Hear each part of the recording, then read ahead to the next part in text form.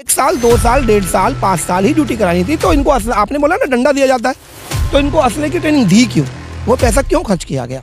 और असले की ट्रेनिंग इसलिए दी गई क्योंकि ये लोग 1962 में चीन के साथ युद्ध लड़ चुके हैं हमारा, तो इन्हें उन देश को पता है कि जब भी जरूरत पड़ेगी तो होमगार्ड सबसे आगे अपना सीना तान कर चलेगा और हमेशा देश का साथ देगा।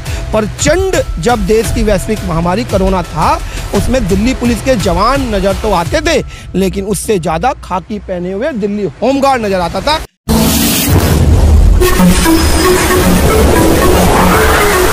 नमस्कार, मैं सुनील कुमार, आप देख रहे हो भारत न्यूज 247। आज मैं लेकर आया हूं आपको सुप्रीम कोर्ट सीनियर एडवोकेट के पास, जो होमगार्ड जवानों की समस्या के बारे में कुछ बताएंगे कि कैसा इनका हल हो सकता है, और कोशिश रहेगी कि क्या नाम है भर्ती पे स्टे हो जाएगा और इसको जो है भर्ती को रोक दिया जाएगा पूरी तरह। और आने वाले टाइम में होमगार्ड जवानों को खुशखबरी मिल सकती है, क्योंकि दिल्ली से बाहर 60 साल रेगुलर ड्यूटी होमगार्ड जवानों की चलती है। वकील साहब क्या कहना चाहते हैं इसके बारे में? सर, न्याय की भूमि पर आप खड़े हैं और न्याय मांगने के लिए ये जवान आज दर दर की ठोकरें खा रहे हैं। और सबसे बड़ी बात तो ये है कि बड़ा ही अचंभा लगा जब सुनने में आया कि नई भर्ती निकाल दी गई। तो हमने बस यही बात रखी थी कि आखिर पुराने लोग जो ऑलरेडी जो तैनात हैं, जो ड्यूटी दे रहे हैं, उनमें आखिर कमी क्या है? वो लोग ट्रेंड है, उनको फिजिकल टेस्ट हुआ, पेपर पास किया, उसके बाद इनकी ट्रेनिंग भी हुई।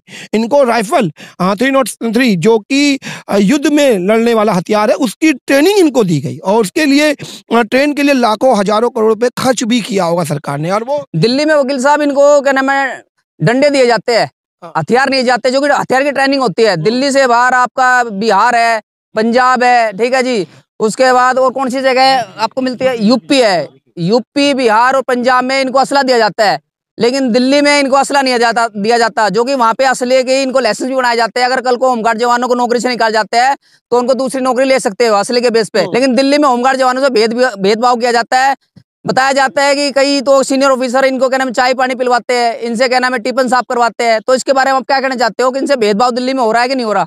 देखिए, दिल्ली में भेदभाव नहीं हो रहा होता तो ये आज खड़े क्यों होते? जब पूरे देश में एक एक्ट बना हुआ है जो कि होमगार्ड एक्ट है, और उससे के तहत ये 60 साल तक 58-60 साल तक की ये ड्यूटी लगातार पूरे देश में दे रहे हैं, और दिल्ली में इनका एक्सटेंशन होता है लगातार। कभी अपनी मर्जी है साहब, कभी भर्ती कर लो, कभी अपना टाइम बढ़ा दो, और कभी मर्जी है निकाल दो। तो दिल्ली में तो फतवे जारी हो रहे हैं, और तो दिल्ली में भेदभाव ना हो रहा होता तो ये खड़े क्यों होते? ये खड़े इसलिए तो हो रहे हैं कि कहीं ना कहीं भेदभाव की स्थिति पैदा है।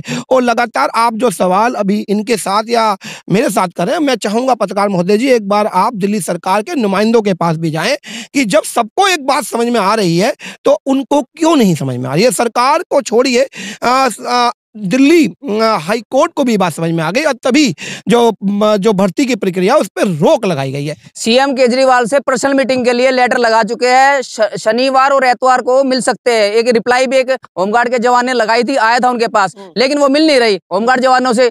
तो सीएम केजरीवाल के बारे में क्या कहना चाहते हो कि झूठ बोल के होमगार्ड जवानों की वोट ली और कहा कि 12,000 होमगार्ड जवानों को क्या नाम है पक्की नौकरी देंगे 1/2/2015 को। तो इसके बारे में क्या कहना चाहते हो कि आने वाले टाइम में अभी 2000 लोकसभा के 2024 के चुनाव है, तो सीएम केजरीवाल जो है इस इलेक्शन में बुरी तरह हारेंगे नहीं हारेंगे?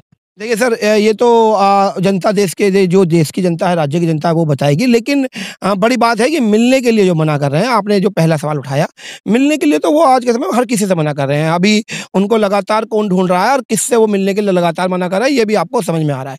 जिसकी दाढ़ी में तिनका होता है ना, वो चोर कहलाता है। तो बस अब आप समझ लीजिए कौन क्या है। तो कहीं ना कहीं आंखें मिलाने की ताकत अब उसके पास इसलिए नहीं है कि क्योंकि झूठ की राजनीति एक लंबे समय तक कर चुके हैं, और वो हर किसी के सामने नजर आ रहा है।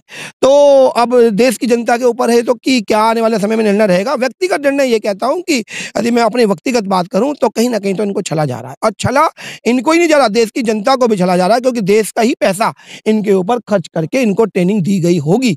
और यदि आपको 1 साल 2 साल 1.5 साल 5 साल ही ड्यूटी करानी थी, तो इनको आपने बोला ना डंडा दिया जाता है, तो इनको असले की ट्रेनिंग दी क्यों?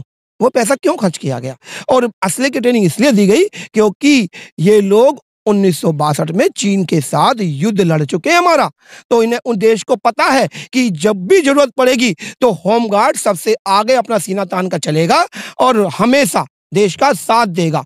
प्रचंड जब देश की वैश्विक महामारी कोरोना था, उसमें दिल्ली पुलिस के जवान नजर तो आते थे, लेकिन उससे ज्यादा खाकी पहने हुए दिल्ली होमगार्ड नजर आता था। शहीद होने पर होमगार्ड जवानों को 1 करोड़ रुपए केजरीवाल सरकार दे रही है, लेकिन जीते जी इनकी इज्जत नहीं कर रहे। इसके बारे में क्या कहना चाहते हो आप? क्या नाम है, जो जवान क्या नाम है ऑलरेडी ड्यूटी कर रहा है, फिजिकली फिट है, उसके बाद और क्या नाम है मरने पर इनकी फैमिली को सर्विस भी दी जाती है, 2 बच्चों की फ्री शिक्षा भी दे सकती है सरकार। 1 करोड़ रुपए भी क्या नाम है घोषणा कर चुकी है, और होमगार्ड जवानों को भी 2 होमगार्ड जवानों को 1 करोड़ रुपए दिल्ली सरकार दे चुकी है, और सिविल डिफेंस को भी दे चुकी है। जब अब मुठभेड़ में इनको 1 करोड़ रुपए दे सकती है, तो सरकार इनके बारे में क्यों नहीं सोच रही? आप स्ट्रेंथ बढ़ा सकते हो, होमगार्ड जवानों की स्ट्रेंथ बढ़ा दो, इन जवानों को रखा जाए और भर्ती भी कर लो। इसके बारे में क्या कहना चाहते हो? देखिए, यदि जीते जी कोई कुछ नहीं दे रहा, मरने के बाद दे रहा है, तो वो सरकार की मानसिकता ये है कि सब आप मर ही जाइए। अब आप सोच लीजिए, बस यही तो कह पाऊंगा मैं अब, कि वो अंततः यही सोच रही है कि आपका अंतकाल आ गया है, अब मरने पे ही 1 करोड़ मिल सकता है, जीते जी तो रोटी भी नहीं मिल रही। तो अब क्या, इसके लिए मैं आपसे, आपके सवाल में ही आपके जवाब है, तो बस मैं तो यही बोलूंगा कि अब वो चाह रही है कि निपटे, क्लेश खत्म हो। अभी एक जवान एक्सीडेंट से मर गया था दिल्ली होमगार्ड का, तो हमारा जो क्या नाम है डीजी साहब है, SK सिंह है इनका डीजी IPS, उन्होंने 54 लाख रुपए का दिया, 54 लाख रुपए का इन्होंने चेक दिया है। ठीक है जी, चलो ये अच्छा काम किया है, लेकिन जब ये जवान जो फिजिकली फिट है, इनको नौकरी से ना हटाया जाए, तो आप मीडिया के माध्यम से कहना चाहते हो जी? देखिए, मेरा कहना नहीं है, मेरा कहना तो केवल न्याय के संबंध में है, और जिस तरह से अभी रिट फाइनल हुई है और हाई कोर्ट ने इस पर स्टे लगा दिया है, लगातार इस लड़ाई को लड़ेंगे। पहले हाई कोर्ट से लड़ेंगे, और यदि हाई कोर्ट में हमें वैसे तो हमें पूरी उम्मीद है कि हाई कोर्ट इसमें न्याय इनके पक्ष में सुनाएगी, यदि नहीं में सुनाते तो हम फिर सुप्रीम कोर्ट में भी इसकी लड़ाई अपनी जारी रखेंगे। वकील साहब ने बताया कि होमगार्ड जवानों का स्टे हो चुका है, बड़ी खुशखबरी है होमगार्ड जवानों के लिए। वकील साहब का सभी दिल्ली होमगार्ड के जवानों ने धन्यवाद बोलना चाहिए। आप देख रहे थे भारत न्यूज़ 247। नमस्कार।